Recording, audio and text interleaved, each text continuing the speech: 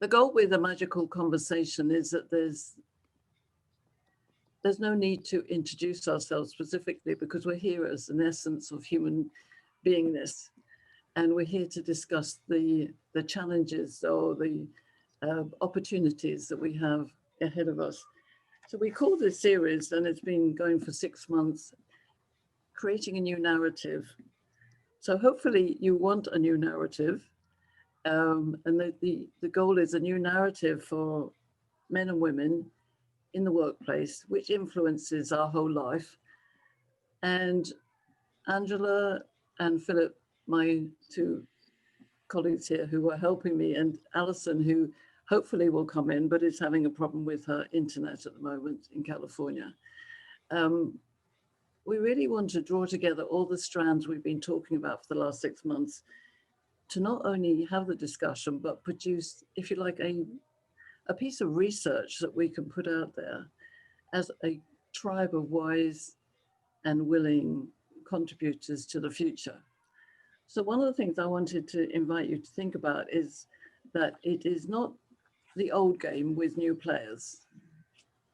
It's actually a new game with the players we have, men and women from different cultures across the world. We have Malaysia here, we have Canada here, we have India here, we have various parts of England, various parts of America.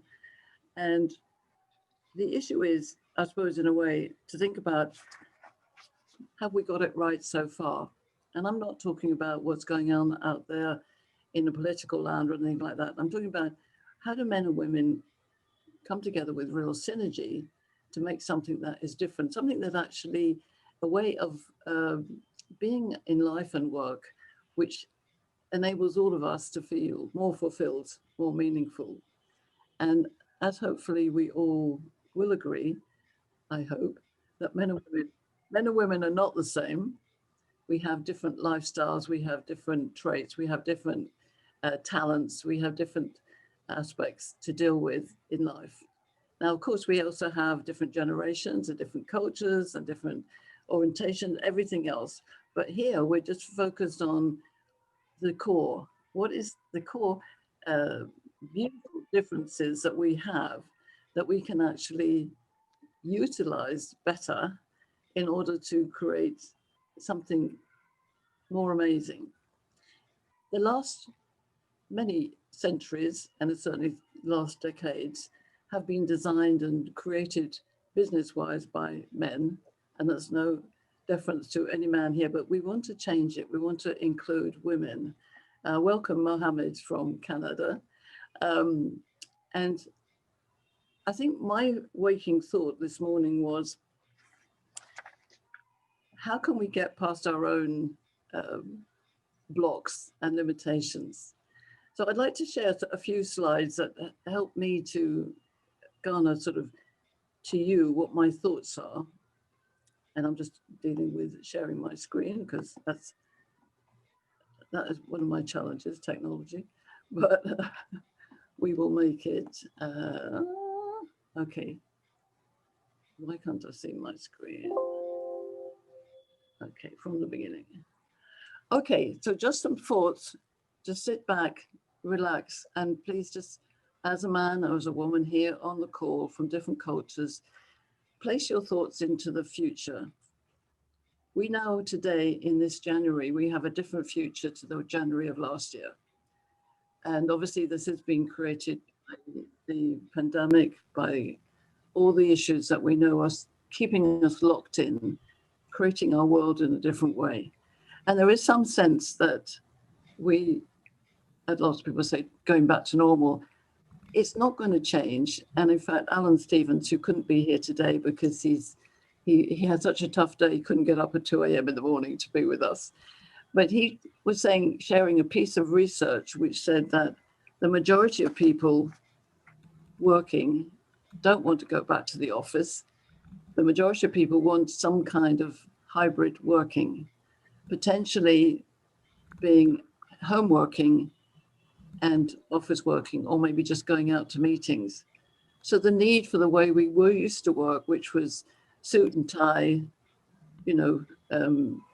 restrictive clothing, going out traveling a long way to work, being in offices, all of that stuff, I believe is gone forever. But we will come back to some sense. And the whole feeling of understanding people over profit or aligned with profit is part of business now. So what we want to do today is to really discuss the behavior, the action. How do we actually design a future where we know from these kind of pictures, it's very different. We're working through the screen, we're maybe meeting on occasion, we're restricted with masks. It's not necessarily going to go back. We want to actually include women and what women do. And I just want to reflect on something I read a couple of months ago, which was a McKinsey report, which said that COVID was going to be really bad for putting women into the boardroom, that it was going to restrict the progress. And then I read another report which said, wow, this home working is going to be fantastic for women because the talent that we have sitting there at home, which was restricted by going out to work and worrying about childminders and flexible working, is not there anymore. So how do we compare these two aspects? How can we utilize the talent that we've got? Now, we're all working in different ways. So today we want to look at what's our best behavior, given that men and women are different in our breakout group. And then I want to start designing the future. How can we actually design the future so it looked and felt and sounded and was appropriate for both men and women, given that we're different and we have different lifestyle requirements? Okay. And the core value statement that we always look at here is to know yourself, know me, know who you are. You're all unique and amazing individuals, fabulous in your own way. Some of you are coaches, some of you are mentors, some of you work with men's groups. We all do different things, but we're all passionate about making a better future. So the idea of knowing ourselves is intrinsically part of that. Loving each other, loving you, I love all of you, and trusting that we want the best for everything. And we want to really understand equity versus equality. So I put that out there to you because there's been so much talk for women over the last decades about equality. I don't think we can be equal as in being the same. I think we can have equal opportunities, but equity in the game of life at work and the synergy of masculine and feminine and male and female and all the people that we are. Now, hopefully all of you have some idea of the gender dynamics intelligence lens that we talk about here in Corporate Heart International. But what's really interesting to me is that we all have a different take on it. And this is why we have different breakout groups, because we've got to navigate. We all want the same things. I have no doubt about that. We all want compassion and trust and integrity and love and respect. But how does it actually happen at the point of interaction? Now, I just want to share the fundamentals because I believe that there are two operating patterns going on. And for those of you who've seen this before, but just bear with me, is that overall the male operating pattern is very boxed, it's singular, it's not limited at all, but it's yes, no, either or, task focus generally. Now, some of us are more aware than others, and everybody on this call is pretty aware of themselves, but there's still some fundamental differences. Whereas the women's template is very circular, it's very emotional, hormonal. I know we've been through this exercise where we've talked about how we see each other. But given these fundamental operating patterns, how do we now combine and design the future to suit both of us, each of us? Okay, so just keeping that in mind that, you know, we can all be respectful for each other. We can all appreciate each other. How do we actually do it at the time? What are the things that limit us? So I just want you to take a quick note and think about maybe where you are. Now, if you're a woman, you're in the circle. If you're a man, you're in the square. in the bigger circle, I've got 4 archetypes just to help us. So the ruler is the masculine male, masculine-minded male. The philosopher is the feminine-minded male. So you might say the ruler is a more directive leader. The philosopher is the thinker-feeler. With the women, there is the more feminine female, the sovereign. And we can find some examples of that, but she wants to really nurture and gather in her sovereign state. And the magician, who, like myself, works often in her mind. She's a collaborator for sure, and she's also a nurturer from the centerfold, but she has a lot of logic and mind stuff going on. So given those, I'm going to share with you what the 2 breakout sessions are and finish the slides, and then we're going to go back into breakout groups. So bear with me. The first breakout group, I want you to really think about those 2 operating patterns.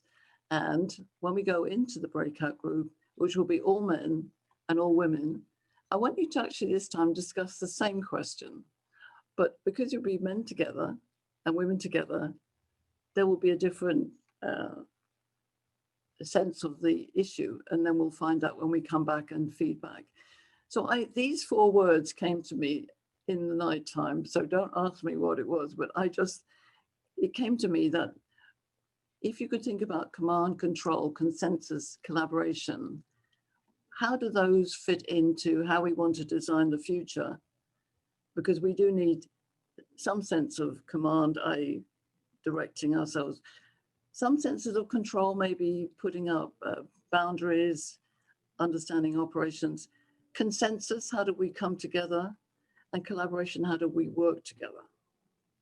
So keep those in mind, command, control, consensus, collaboration, but in your single gender group, discuss how can we combine work together with best behavior? And I'm looking at actions, okay? And the second breakout group follows on from this after we've had some feedback is how therefore do we design the future to embrace men and women, women and men? And it's really interesting. I deliberately wrote it women and men, but it's actually quite difficult to say that because so often we automatically go men and women, him and her, guys and dolls, guys and girls, you know, there's a him and her, Mr. and Mrs. It's an interesting flow. I've no problem with that, but I just tried to write it the other way. So when we're designing the future, given the pictures, what is it that women and men can combine to really understand? So I'll give you a quick example on that. Maybe we always design a business day to have time out and chatter and conversation, which is often deemed a very female thing. And maybe there's always time where we acknowledge in certain words how we sense the other. We more often ask permission and say, is that what I'm hearing you say? So it's actual practical things, okay? And the goal is with all of these and the 2 breakouts is to create our future together. So that really is my goal, that we have authentic confidence, energized communication, and genuine relationships. So that's my pitch for what I desire in the world, but I want to now know what it is you all want, because we are actually this yin and yang together, creating an outer world, which I believe is, as I said right at the beginning, it's not the old plan with new players. It's a totally new plan. It's creating the future of something that combines what men and women need for their lifestyles. And I just want to make a quick reference. I don't know how many of you have watched the last 2 sessions, November and December, but the energy that I got was that we were all saying we want to be heard and listened to, and the women were concerned about, men, please don't take us in a superficial way when we talk about female things. And remember last time, the men said, we provide the structure for women. How do we bring these together? So I appreciate there's a lot of thoughts in there, and I'm delighted to see Anita's joined us, and Dan down there, Georgina, Boris, Adolfo, Josh as new. All of you, I really honor you.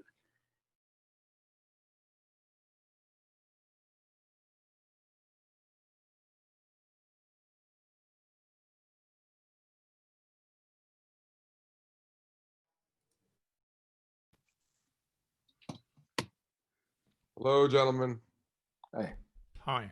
I threw a wrench in the room with the word damage in there, huh? Yeah. You certainly did. I was like, I thought you were redesigning a paradigm. Let's break some shit. Morning, everyone. Good morning. Morning. Good night. Where is everyone located? I'm in KL at Malaysia at 11 o'clock tonight. I'm UK, 3:20. London, Canada, 10:30. London, Evening or morning, Mohammed? Good morning. Morning. Good morning, everybody. I'm in the other London. 8:20 a.m. I'm in Devon, UK. Kenny, California. you're in London.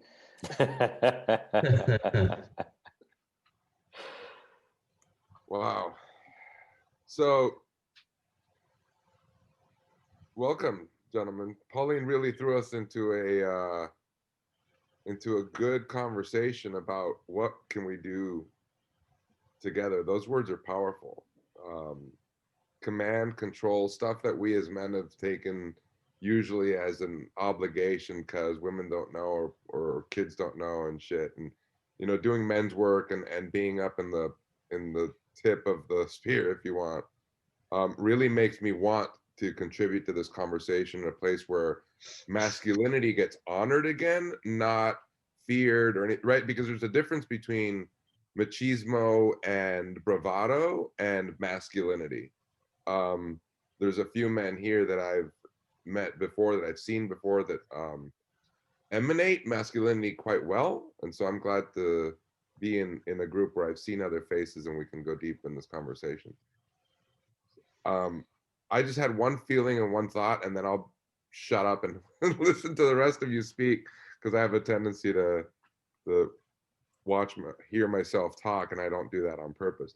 But I had this thought that we could contribute to a better boardroom, better conversation, if we acknowledge that women are better at feeling and men are better at thinking. Not that we don't feel. Holy shit, I've done Reiki, I'm a yoga, I'm a Reiki master. I mean, I'm against men don't have feelings crap. However, we don't process usually our tasks from that place. We go straight to our frontal cortex. We're thinking, we're hunting, we're processing, we're putting resources together, right? We try to put our feelings aside and are successful at it because we're hunting for a result.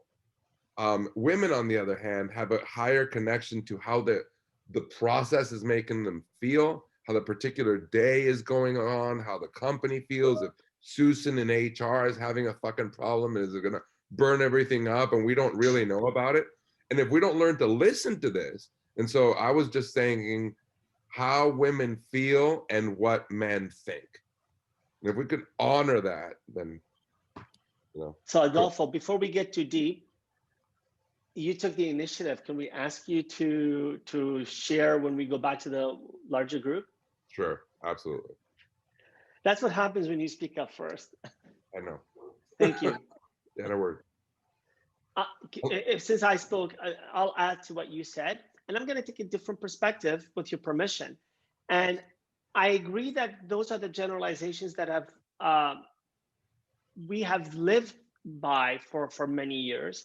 And I think that our masculinity, our femininity are not necessarily authentically tied to our gender. And I speak as a man who's probably more of the feeling type. So I'm not speaking in defense. I'm speaking, I think, where we have to go, and this is maybe what can help the conversation, is that for us to recognize that our gender doesn't necessarily predicate our level of masculinity and femininity. So I think the generalization has generally been that all women are these feelers and don't make her cry, and men have these been strong bastards going out to hunt. I'm getting really unfiltered on you today, right? And I think what we have to recognize, and I don't say we have to, but what I want to recognize and what I'm trying to do with my platform and my growth is our masculinity and our femininity aren't caged within our gender. And then if we embrace that perspective, it's going to allow us to embrace those that don't necessarily believe in two genders, right? And this is where we're at today. There are so many different explanations and interpretations of what it is to be a man and a woman. So that's where I kind of sit. I think that's beautiful, and it hits where I agree 100%. I think if we understand masculinity and femininity, regardless of gender, that's great. If I can just quickly come in here, because you're talking about the essence of Gender Dynamics International, which is male, female, masculine, feminine, and there's the link between a feminine-minded female and a masculine-minded female, and similar for the men. So it doesn't make a distinction that all men think and all women feel. It makes the distinction between the depth of feeling and the range of feeling in the masculine energy and in the feminine energy ascribed to men and ascribed to women. So you're both talking in the way in which Pauline has set this up. So you're in the right domain. So welcome and congratulations. This is essentially what Pauline's talking about. The move away from the natural assumption that men think and women feel to an awareness that women think and feel and men think and feel. And we all do it to different degrees and extents. Love that. And it changes depending on where we are and depending on who we're with. So if you're with a group of men like this, where you trust and you're safe, you will tend to explore more in your feelings range. And if you're in a brand new group, in a meeting with people you've never met and they're all men, the likelihood is you'll hold back a bit and you'll go with the flow of the way the first man, Adolfo, addresses the group, because he sets the tone for a group of men you don't know. And that's where men trap themselves, because that's what we do. We immediately categorize Adolfo, we give him a box, we put that box in our head, we say he's like this, he talks like that, he does these things, he says those things, therefore he is this. And we then think, right, so we've got to go in that same direction. And that's where we're saying in GDI, no longer. Let's create a new future where we say, actually, men, wherever you are, great, lovely. Philip, based on what you're saying and what I heard from Mohammed, I have to agree with all of the comments so far, but one thing resonates in the back of my head, and this language of using feminine and masculine. Maybe the label itself is an incorrect label. Maybe the label needs to be called something else, because what I'm hearing is more about authentic conversation. Is how do you get to a point where you can have authentic conversations with people, and that requires a level of trust. It requires, feeling safe in the group, and having that kind of connection. And I think that that's more indicative of how you're going to act with that situation, as opposed to whether you're a male or female and how you show up in the normal state. I may be a masculine male and show up that way 95% of the time, but I can relate to the rest of the people here who are not masculine males, for example, because I feel safe to feel that way and have that conversation. It's that level of authenticity that needs to be created in the dialogue. And I think if maybe we get away from the label and call it something else, it's not masculine and feminine energy. Yeah. Maybe it's, something else. I'm not sure what it is, but that was just my thought. Yeah, it's a map reference, Boris. All of the base work that Pauline talks about gives you an understanding of where you are on the map, and that's it. The label doesn't then need to exist. So once you know your specific type in terms of the GDI, that helps you understand how and why you do things the way you do, and helps you recognize when other people do things very different to you. But because you understand what the others are, it helps you cope with the difference. Whereas a lot of people don't know those differences, and they carry on being the way they are, not understanding that actually that winds the other person up enormously, and they don't know what to do about it. And that's where GDI comes in. So once it's between the male, female, masculine, feminine, that's it. All it does is place you on the 360-degree map somewhere and makes you aware of the other 359 degrees. And it sounds very obvious, but trust me, it isn't. Interesting. So we're Well, about halfway through our time, I should think, and we've got 42 4 seconds left, subjects. Philip. Yeah. We've got 42 seconds left. Yeah. Oh, 42 seconds. Okay, we're not halfway Yes. through our time. Right. Come on then, Adolfo. Sort us out. Okay. Morale us together. The one thing that I would like to say to draw things together from my side is listening. Male or female, masculine or feminine, if people listen, then we know where we are, we know where each other is, and that might be inclusive, and see what emerges from there. And maybe just to build on that, listen to understand versus listen to reply. Mm-hmm. And just to build on that, I think part of the listening is historically looking at what's worked and what hasn't worked with all genders together, both genders together, and reaching a consensus from that point. Because how can you move forward if you haven't actually analyzed what's worked and what hasn't worked? That's a challenge for me because I don't do the past. Well, neither do I, because I'm a future mindset coach and a futurist. But sure, your past is your reference point. It's an interesting information point, but not necessarily for me a reference point. Yeah, fascinating. Well, we can just use the past as an experience reference, right? Just have people tap into their most valuable experience and speak from there, generating a future, not reflecting on the past. Just activate your most acute experience that was generated in the past and use it to generate something better in the future. I deal with very young people in my foundation, and one of the things that we do straight away is we remove all labels, so we don't box boys or girls, and straight away they see themselves as human beings, not women, not men, and that's the way we can create humanity. I know our job is maybe 3 generations to change, but we're still doing it.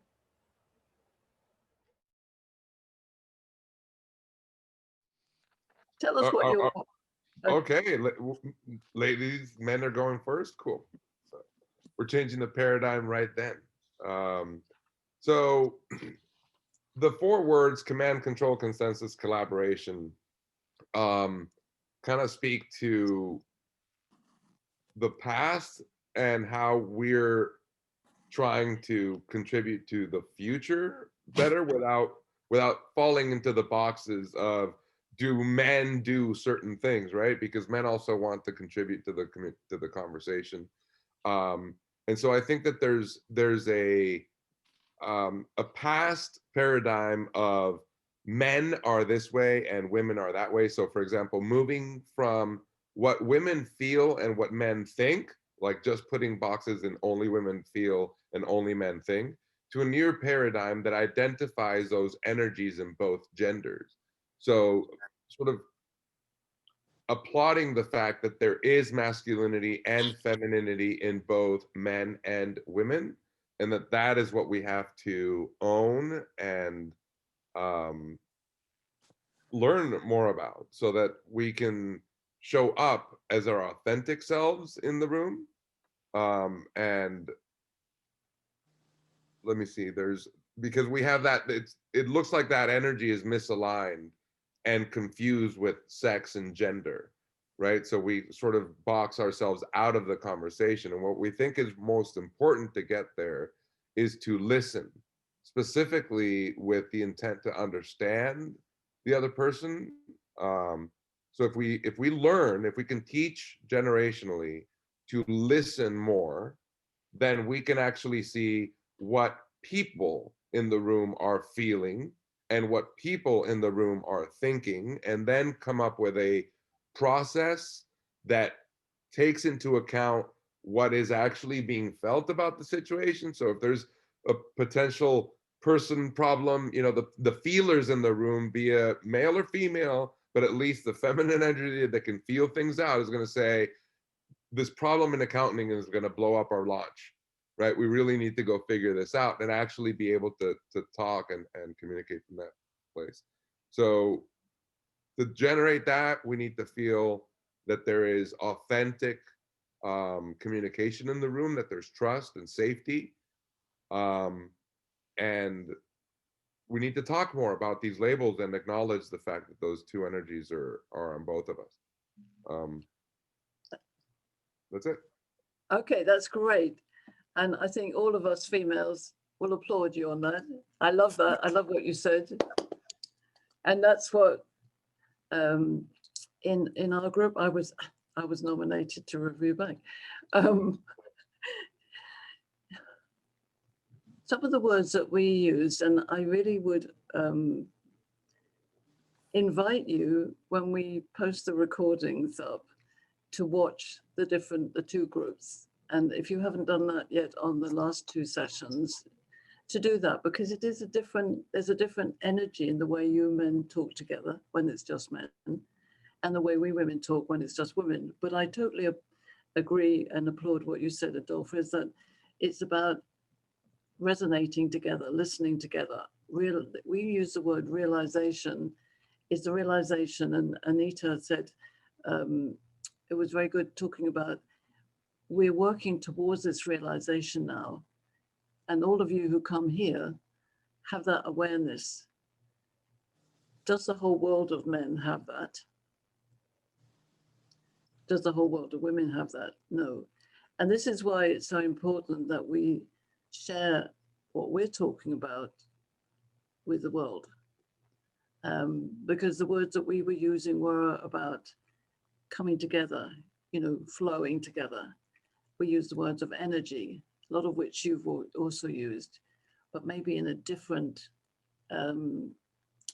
flow. But it's like we talked last time when we talked about the men bring structure and women might bring flow, the river and the bank. There's lots of combinations of how we realize what we come together. But we talked very much about, if we look at those four worlds, control, control, command, consensus, and collaboration, we interpret those in terms of coming together. So the idea of synergy, togetherness, really listening to each other. And also, for me, it's about in our own existence. And Jill mentioned that, I don't really get involved with different genders and everything. When we get to that place where it's not a difficult situation, then we can get to a much better synergy of all diversities, yeah?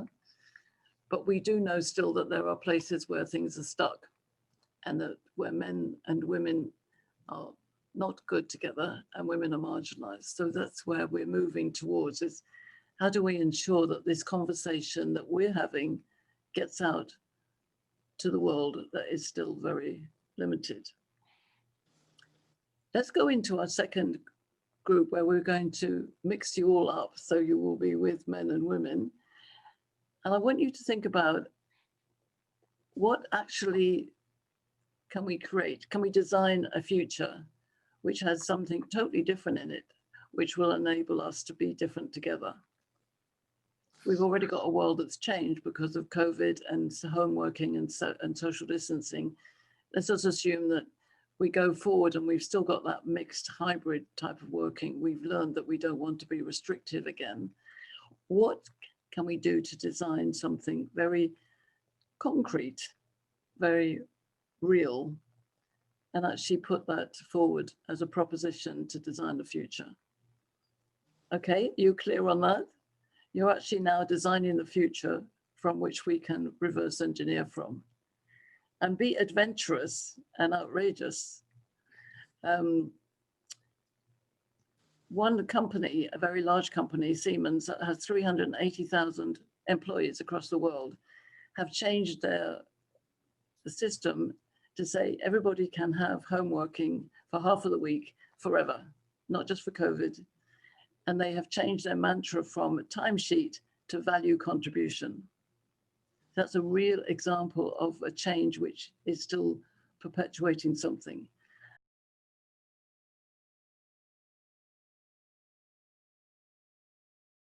That because we've got 8 minutes to design the new future of the world for the whole world.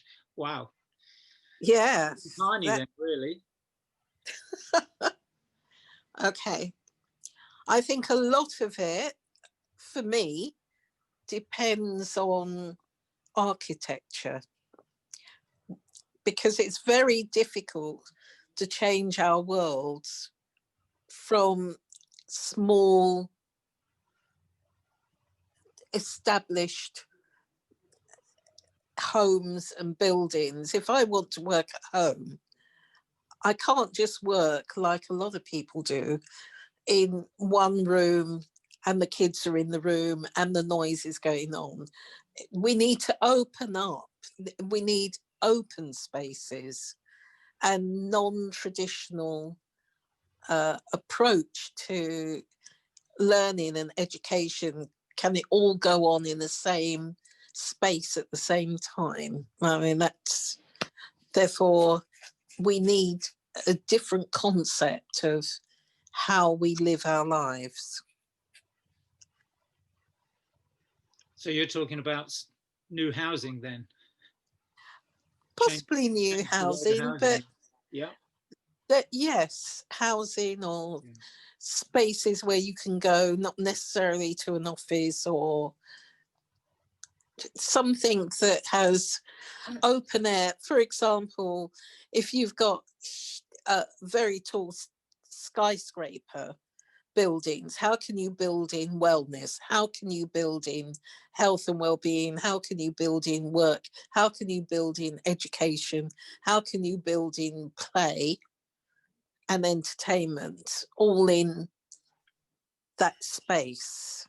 I'm an interior designer and I'm working on a virtual show house for the future of mental health right now. And I've created an art studio that has kind of compartments inside of them and healing colors. And so the research that I've done that I've learned from this is creating kind of partitioning off, if you will, different areas, using headphones, using softer colors, textures that cuddle you and make you feel better about yourself, so that you don't have the need to go into another room. So you're creating like a pod, if you will, that would allow you to have that privacy that you need, but then also be available for other areas. Because I think in the future, I don't know if everybody will have the resources, but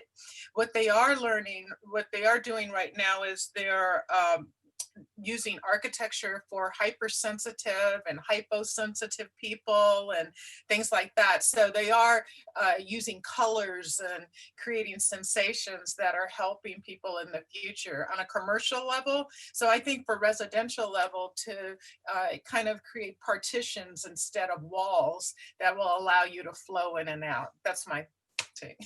That sounds great. Yeah, and lighting too. Oh, go ahead, sorry. No, I'm just saying lighting too. Lighting is extremely important.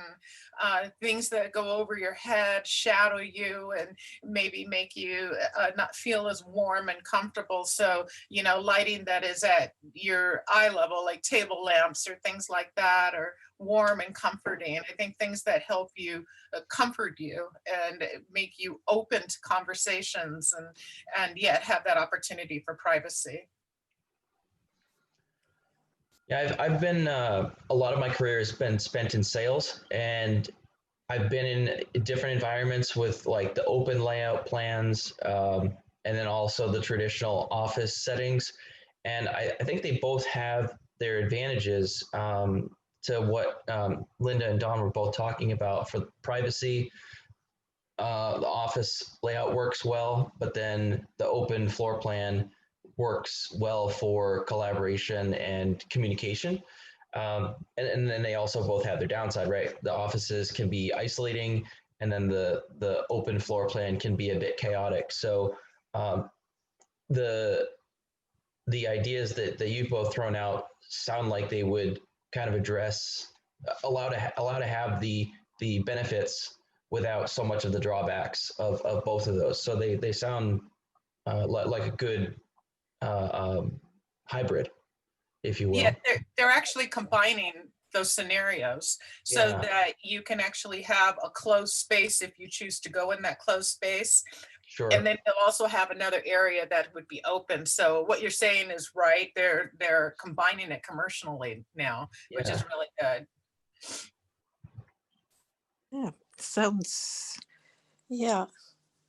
I mean, because of our experience of lockdown currently here in the UK, parents are really struggling to work at home and teach the children at home, learn at home. And they all have to be in the kind of same space. So I think your idea about zoning the different spaces and maybe creating new thoughts about the space that you're in can begin to work. I mean, there was one father on television yesterday who's in the garden shed with his son, he's trying to work and the child is trying to learn. And you've got the chaos of the noise and the coldness and the closeness. So it's very claustrophobic. So we need to actually break out and create an idea about how you could do that. If we're going to do 50% at work from home or learn from home, then how do we create that atmosphere? They're also saying that zoning actually can enhance mental flow and keep you in concentration mode. Yeah. And so like if you don't have a room, if there's an area where you're always coming back to, then you know that area is for you to work at, or for that area is for you to cook at, or whatever. And when you're done, you put that stuff away. And so they're saying that helps you mentally stay in the flow as well. Yeah. Yeah. Good. I think Dawn said it earlier about changing, making it like a big change. And if we want something to stick, or if we want like a major change, like we want a pretty, like Adolfo was saying earlier, like a dynamic shift or a paradigm shift in the way that we work together. And so if we're just making small tweaks to what we have, we might fall into maybe like a trap of how do we adapt our way in this slightly different environment, versus if we have a radically different space or spaces to work in, maybe we're going to be more open to really changing the way that we work and adapt to that new environment in a much more holistic way. Instead of just making small adjustments, we're going to be kind of forced into a really different way of thinking and acting. Yeah, and I think, I think in the future, I see a not so autocratic type of environment. I see people coming together that actually discuss options, a business practice that allows you to come to the table. Yeah, I can. Yay. Excellent. Tommy, you're on mute.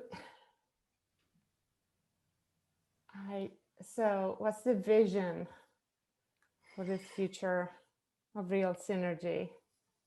No office hours. Blow up the 9 to 5. just, deliver on deadline and on value.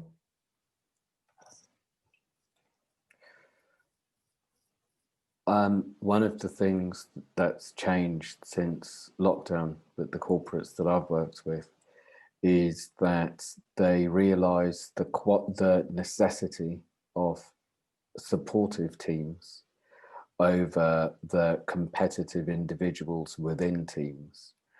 And the reason that I'd say they've been forced to do this is because if they need a job done, then they need to have one man or one woman or half the team down, and for the team to still support and achieve things.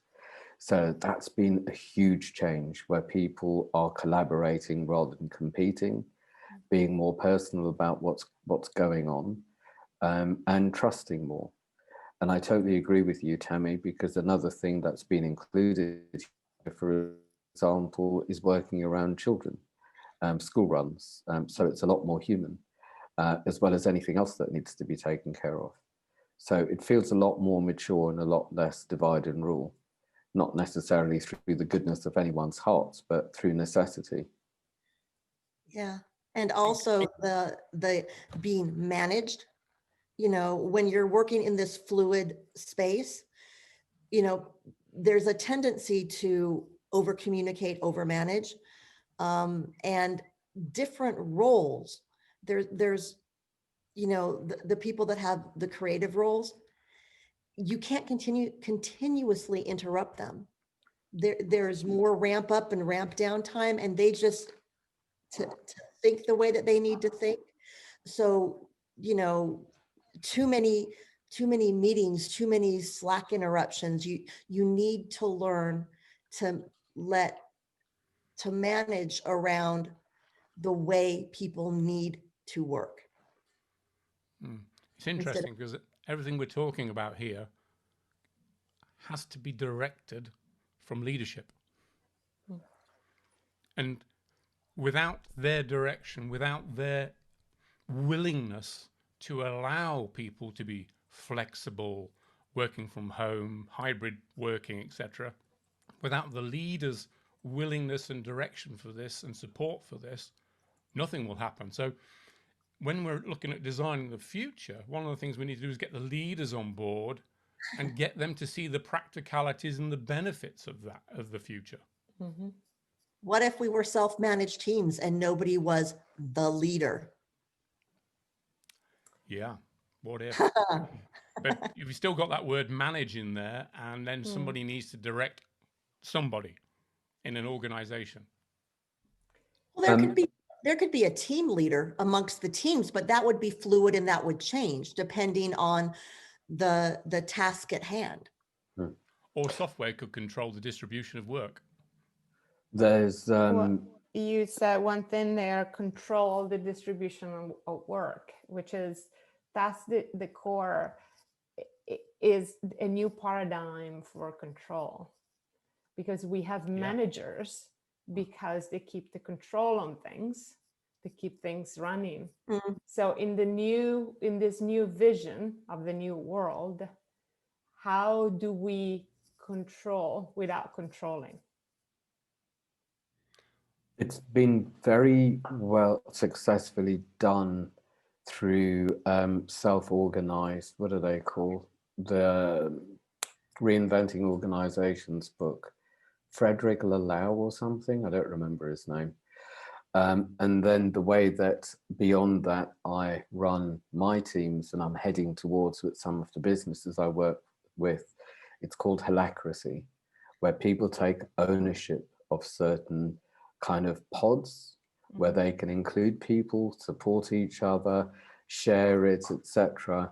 And they have the right to make decisions in their area and come together. I would say this also includes the different personalities where everyone has their space. And I was giving a talk on International Men's Day on diversity and inclusivity. And one of the things that I said that a lot of men nodded about is an enthusiastic man is often seen as an angry man. And as soon as I said that, there was a message from a Black woman saying it's the same for us because we don't want to be labeled angry Black women. So this includes culture, class, education, personality, and these things are very important, I'd say, because there are a lot of people who are scared of being seen as the abuser, where they might just be excited, or they might just happen to have a big voice and fling their arms around a lot. I'm sitting on my hands right now. The other aspect of that, I mean, human beings, if we look at Maslow's hierarchy of needs and you want to reach self-actualization, for example, if we have self-managed teams, what do the workers aspire to in that organization? If we have no leaders, if we have no management structure, how do they get promoted? What are we doing away with promotion? Are we doing away with management? Doing away with leadership? How do they self-actualize? They're recognized. The recognition is the output of the work and recognition among their peers. You don't Do you need think one that's enough? to tell you. Your boss evaluates you annually, semi-annually, however often you have that. They're not the ones who have worked with you. But who forms the companies to provide the employment? Somebody has to own those companies. Somebody has to be accountable. I think it depends on the organization.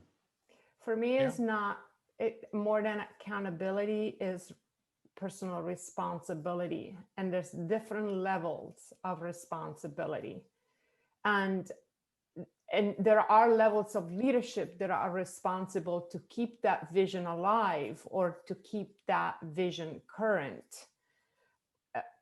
So I don't disagree that management is, kind of the old way, and we need to evolve in a sense of leadership that is different and not managing, right? So yeah, okay. I was taking some notes. Yeah, sorry. Yeah, you can have, project leads, but it won't be the same person on every project. Yes, there has to be, but it's more fluid, and it's, there you have the fluidity of control of, the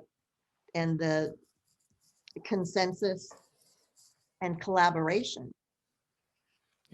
I think all this depends though on the type of. This all depends on the type of organization, doesn't it? Because a car factory is going to be very different to banking services, for example, where where there's a level of security that they're not going to want everybody working from home. In both of those organizations, it doesn't work. But in a lot of organizations, it does work. You can give them autonomy in their teams. Well, it's autonomy around the policies and procedures that are necessary for the organization to flow. Yes, there are things that need more control than others. Well, processes are not necessarily bad. No. Right? We need a process. Yes. Here's the brief. Let's play. Should we go in numerical order? Room 1, Pauline, that's your room. Okay. Well, I mean, who's bottom lining? Yeah, the number of what I think we said, there was Mohammed, Adolfo, Terry, and Hannah.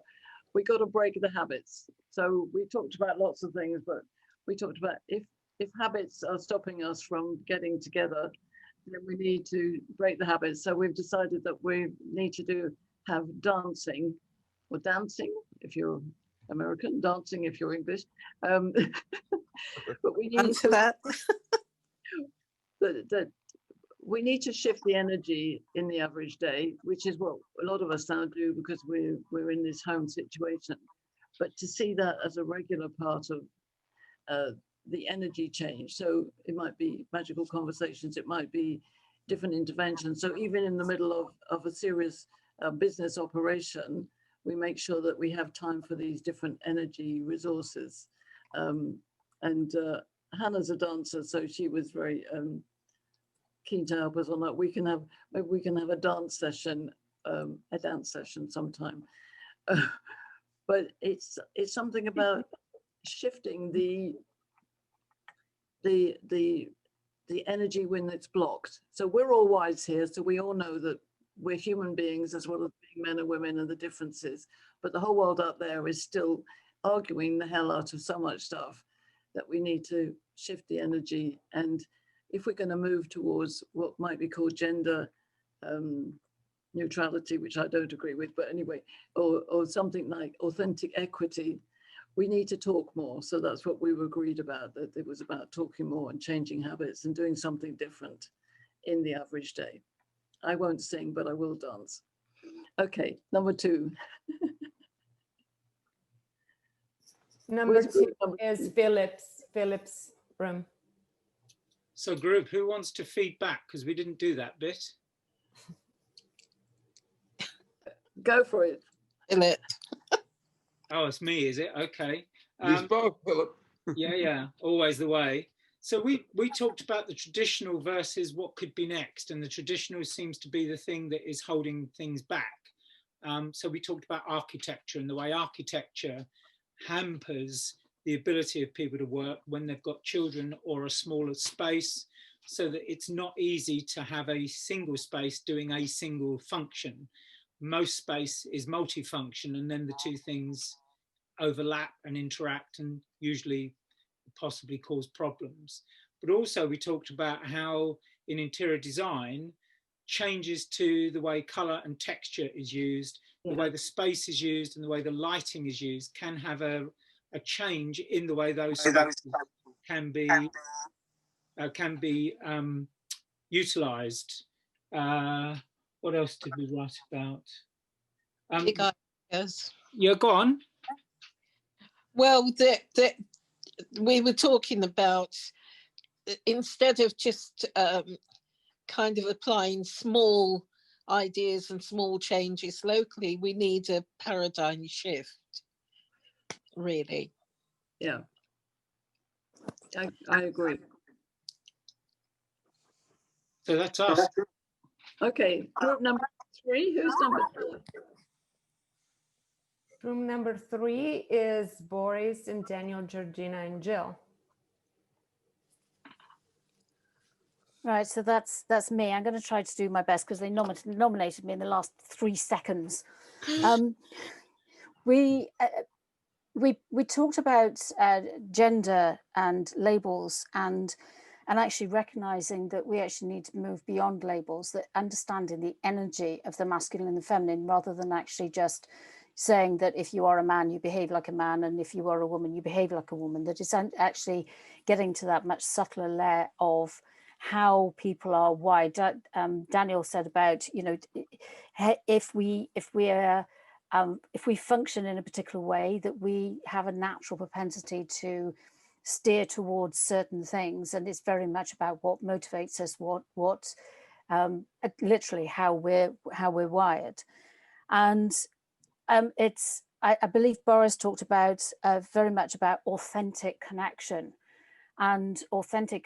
which is again beyond those labels, and really listening to the energy and I guess the intention of what people put into things and what they bring to the table. It's also about celebrating the differences and not doing a sort of like a generalization. It's like celebrating the unique, the subtleties in people's personalities and their characteristics. And I certainly felt that, you know, I loved what you were saying about the Siemens thing. I was saying about, you know, home working part-time forever, you know, focus on what we have, not what we don't have. It's like a classic is an example that hospitals focus on your sickness, they don't focus on your health. And, you know, if we can actually shift the culture to value contribution and the energy and the natural skills that people bring to the table, then I think we would have a much better society.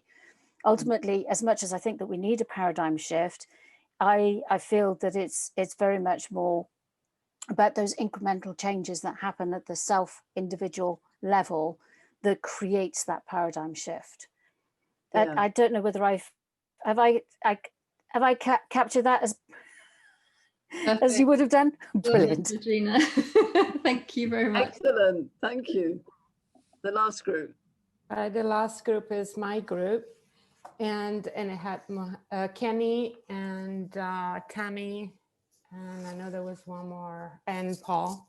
So I have a couple of notes, and guys, ladies, and chime in. We started with no office hours and deliver on value more than the 9 to 5. Supportive versus competitive teams. So based on values of collaboration and trust. And then we open up the conversation going from management into leadership. And so have this idea of fluid leadership and, evolve into fluid leadership that is based on ownership and support. Teams that are self-managed, leadership that keeps that vision, that inspires people. So more than manage and evaluate. Inclusivity of culture and personalities, and really showing up in who you are and be at your best within the team. Have I forgotten anything? That sounds good. Yeah, bottom lining, given the time. Yeah, okay. Well, I feel that, it's hard to stop, as Daniel's just put, Dan, it's hard to stop at the top of the hour. What I really want, and we will capture all this, we've got it filmed, we've got it recorded, we put them up on the YouTube. I really want us to spread the word out this year. We've got a lot of change that we need in the paradigm shift in the big society and in our own environments. The more we share these contents, all those groups brought back amazing value. This is what it's about, is sharing the conversation, keeping the conversation going. One of the things that you can all help us with is keep on turning up, keep on spreading the word, keep on talking to people about the shift that we want, the change of habits. We're drawing together all the words that have come out from all of the conversations. We've got them up online. Angela's doing a stalwart job for me, just, keeping all the dialogue so we can present it. We don't want the paper to be so long that people won't read it. We want your input and your stories. So if we can, before next month, which is always the second Monday of the month, so that will be the 8th of February, I believe, put it in your diary. We will share with you the film on YouTube. We will also start putting this paper together. Thank you, those who have to drop off. We'll start putting the paper together. We want your thoughts on that so that we get the right impact in Canada, in the UK, in Europe, in Australia, in America, different parts of America. The world really needs this work. We know there's a lot of anger and, mistrust and disrespect going on. What I want is for us to understand our best combined behavior so that we are the leading lights and influencing people to realize there's a new way of life at work. It's what I say, #life at work is really important. Mm-hmm. Just as a notice, on Friday morning at 9 a.m. Pacific time, Andrew and I are launching a sort of intro to gender dynamics intelligence. If you want to come and listen to more of that, I would love to share that. But if you know anybody else, you can send along. We really want to get the message out about gender dynamics intelligence as a lens. It's not a limitation, it's a lens, so we understand our differences. We're all wise here, so I love the fact that we're wise and we're doing all these things, but there are a lot of unwise people still out there who need our guidance. I hope you agree with that. So it's going to be live on LinkedIn. It'll be live on LinkedIn, and I was going to find the, I'll send the link to you. I can't find it at the moment because I'm not able to multitask at the moment, technology-wise. But did you want to say something, Adolfo? Yeah, just really quick that I read something the other day that I wanted to share with everyone before we go, which is that the boss says go and the leader says let's go. And I thought that it was really important that we bring that to the table, is that it's a let's go. The leader has to take ownership of what we're doing. And Absolutely. everybody here, I appreciate the wanting to be on the cutting edge of changing this world. It doesn't feel alone, and I hope that you feel the same way, that to see so many faces at the same time wanting to be on the edge. So thank you, Pauline, for this. Well, I think we're all leading lights, and I think it's really important that we keep on talking about this and sharing it out, and understanding that we can have conversations without judgment and without anger and without coercion, and this is what it's all about. I appreciate you enormously coming in and being here with us, and I bless you all, and I look forward to seeing you on the 8th of February.